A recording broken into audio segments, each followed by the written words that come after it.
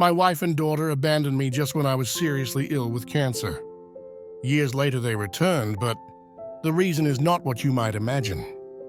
But let me tell you more.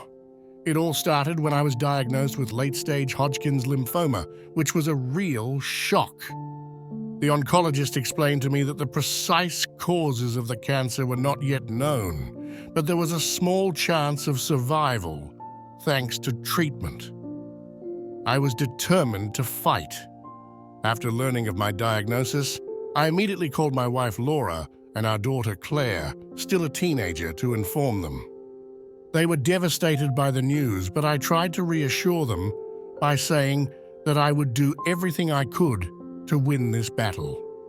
Despite this, I was worried about the impact my illness would have on the family. The doctor had warned me that chemotherapy would be extremely debilitating and that many marriages could not withstand that test. Later that evening, I shared these concerns with my wife. She assured me that she would be by my side during my illness and that she would do everything she could to support me. We were in a good financial situation with solid insurance, substantial savings, and a trust fund left by my grandfather. A week later, I began chemotherapy, which proved to be incredibly taxing. I came home every day completely exhausted, struggling to even feed myself, let alone do everyday tasks like bathing or walking. My wife and daughter stepped up to help me, taking care of meals and household chores and accompanying me to treatments. I did my best whenever I found the strength to do so. This went on for 2 grueling months, but I began to sense signs of irritation on their part and a growing reluctance every time I asked for help.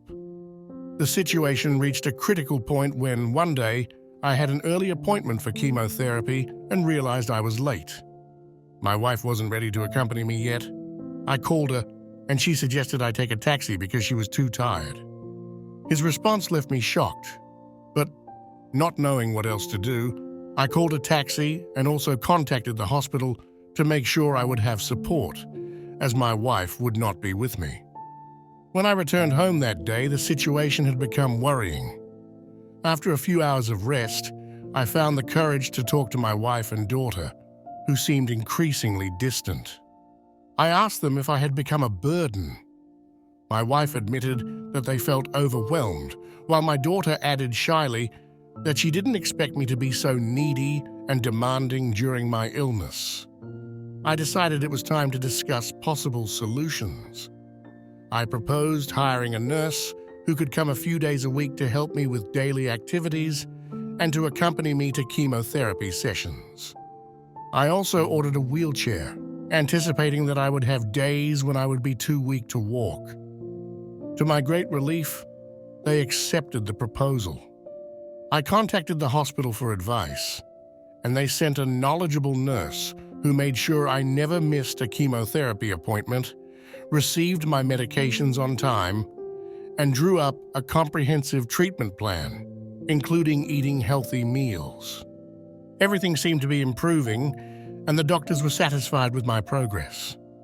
Yet despite my efforts, my wife and daughter still didn't seem completely satisfied. Laura began to think that the nurse was taking over for her. I explained to her that if she was willing to take responsibility, we could fire the nurse. Trying to reason with her, I explained that there were days when I could barely lift my head, let alone stand. Chemotherapy had taken a toll on my body. Despite her misgivings, she finally agreed to leave me alone for a while. After that day, life seemed to return to almost normal, and the treatment went smoothly. But it was a flash in the pan. A few days later, when I returned from a chemo session, I found a moving truck in front of my house. My wife and daughter had packed everything up and informed me that they were moving in with their mother. I was devastated, but too tired to express my feelings. I asked my daughter if she was sure of her decision. After all, he was old enough to make his own choices. Her response was a harsh blow. She preferred to live with her mother because she found it too difficult to be with me. At that difficult moment, my brother intervened. Even though he lived 3 hours away and had 2 young children, he offered to take time off work to help me until I found a more permanent solution. He then proposed that his sister-in-law Cecilia, who was going through a difficult divorce and needed a safe place to stay, temporarily move in with me. She had little financial means and was studying radiology at a nearby university on a scholarship. My house, near the university campus, offered the perfect solution. She would have a shelter, and I would have someone at home ready to intervene in cases of emergency. In the following months, Cecilia proved to be of great help, taking care of the shopping and cleaning and even preparing meals without ever complaining. About a month and a half after my wife left, the doctors told me I was cancer-free. I then decided to proceed with the divorce, freeing myself from a marriage that had not supported me during my difficult journey. Once the divorce proceedings began, I began to regain my strength. My hair was growing back, the scars were starting to heal, and I was regaining weight. After 6 months, I finally felt ready to move on. I called my employer at my old job, who was willing to rehire me remotely since I was planning on moving. I therefore decided to leave the house to Cecilia, who had shown me immense kindness in a time of great need, even though we were practically strangers. More than a year after my initial diagnosis, I was well settled into my new home and neighborhood. I had made friends with many people. One of these was my neighbor Paula, a widow who lived alone, and who only visited me at Christmas and on my birthday. During one of these meetings, Paula invited me for a drink and a conversation. She told me the tragic story of losing her husband, who died of lung cancer, and emphasized the importance of life insurance to her family's financial security. One day, upon returning from the hardware store, Paula informed me that she had noticed some suspicious people near my house. She thought about calling the police but decided not to, thinking they might be some of my family. I asked her to describe the people, and her description matched that of my ex-wife and my daughter. Honestly, I had no intention of interacting with them after being abandoned.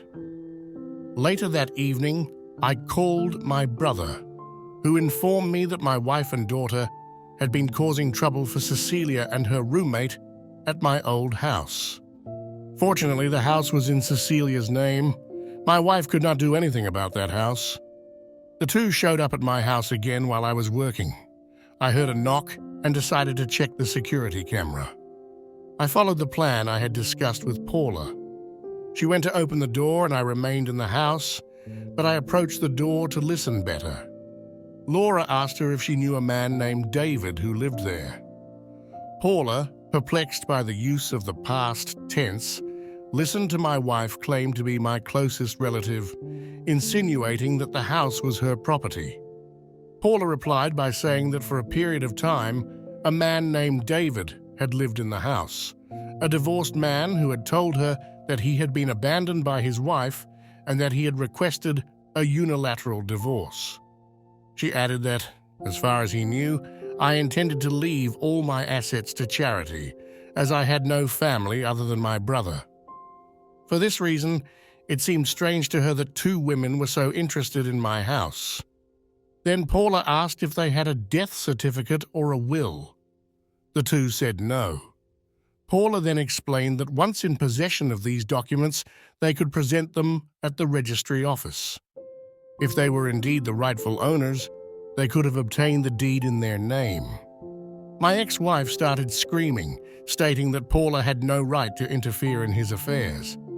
Furthermore, he accused her of being a nosy. I was deeply embarrassed by the scene. Part of me wanted to go out and face her, but I decided to stick to the plan. Paula apologized and explained that she had only tried to be helpful. Shortly thereafter, my ex-wife and daughter left. The next day, I was in my office when I heard a loud noise. I rushed into the living room and found the front window shattered. The people outside were screaming. It was my ex-wife who had smashed the window, and my two elderly neighbors were doing their best to keep her from causing any more damage. She and Claire had clubs in their hands and had already destroyed some of my plants. I grabbed my wife by the arm and asked her if she was willing to leave the property or I would call the police, which my neighbors had already done. She seemed hurt by my words and asked why I didn't contact her after I recovered. I told her that when we got married, we promised to support each other in sickness and in health, and she had broken that promise. I didn't want to have anything to do with her anymore. She told me that Claire couldn't pay her university fees on her own. I replied that her daughter had decided to abandon me in a dramatic moment for me, and that I was ready to give up all my parental rights.